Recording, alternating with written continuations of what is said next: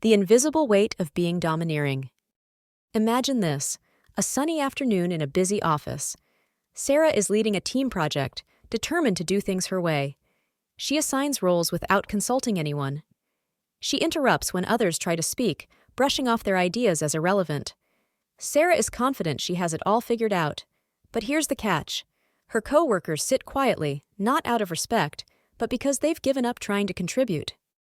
The project slowly crumbles under the strain of her overbearing control.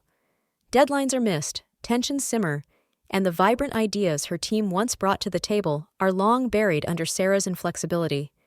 Everyone goes home frustrated, and Sarah, satisfied she managed the process, wonders why her teammates aren't pulling their weight. Sound familiar? Whether it's at work, home, or even in friendships, we've all met, or perhaps been, Sarah at some point.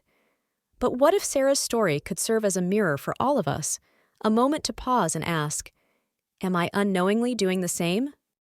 Today, we'll dismantle the toxicity of being domineering, the invisible weight it places on others, and more importantly, on ourselves.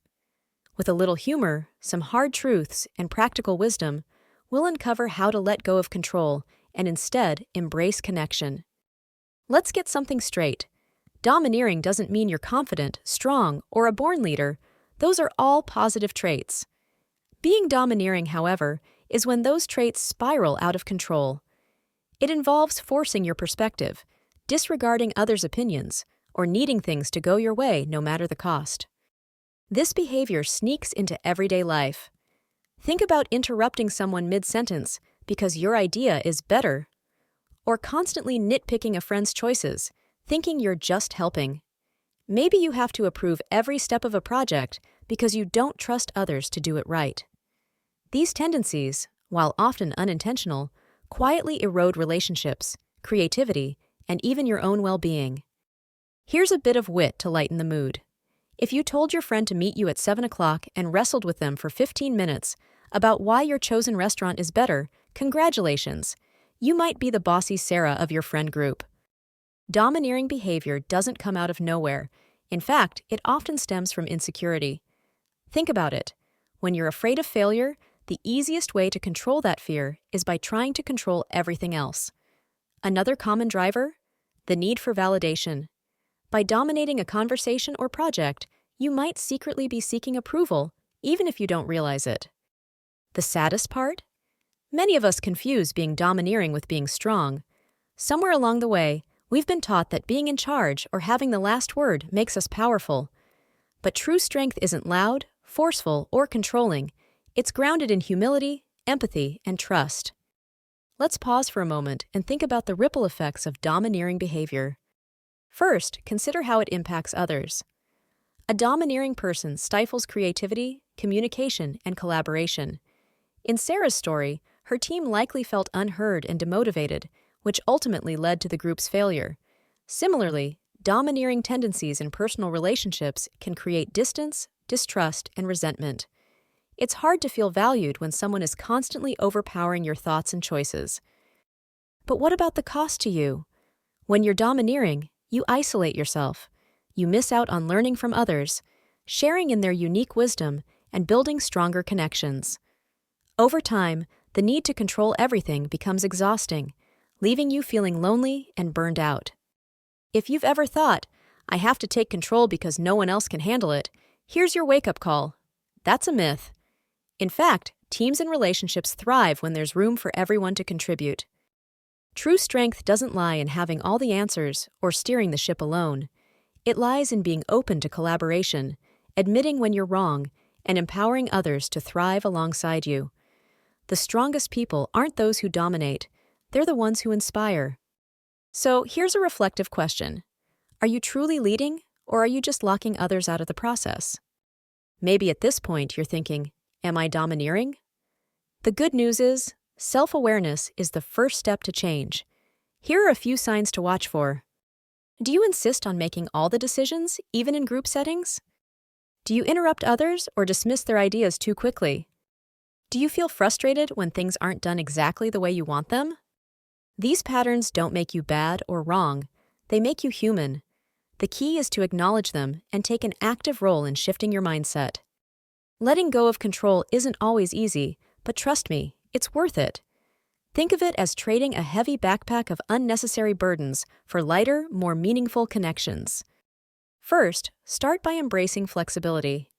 Not everything has to go according to a rigid plan. Life is richer when it's filled with different ideas, approaches, and perspectives. Second, focus on growth. Instead of thinking, how can I make everyone follow my vision? Ask, what can I learn from this experience and the people involved? Finally, choose to celebrate progress over perfection. Acknowledge that sometimes the best solutions come from the collective, not the individual. Here are some actionable strategies to help you overcome domineering tendencies. Practice active listening. When someone speaks, make it a point to fully hear them without interrupting. You'd be surprised at what you can learn just by listening. 2. Welcome feedback.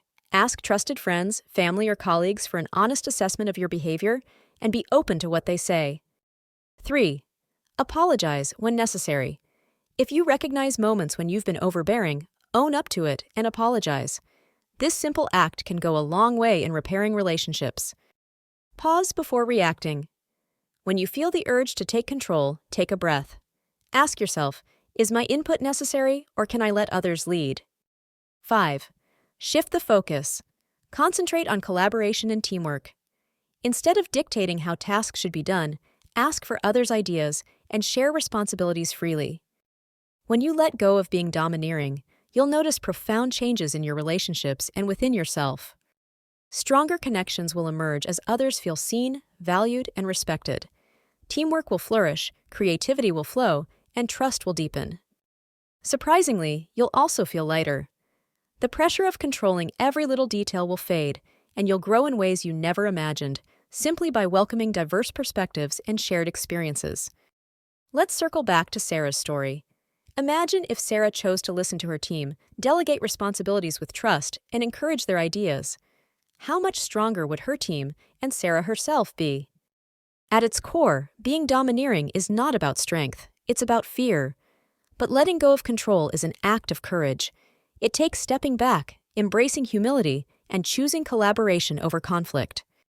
If Sarah's story, or any part of this video, resonated with you, take it as an opportunity to reflect. Ask yourself, how can I contribute to growth, trust, and connection in my own relationships? If you found this video helpful, don't keep the insights to yourself. Share it with someone who might need it, and join the conversation in the comments below.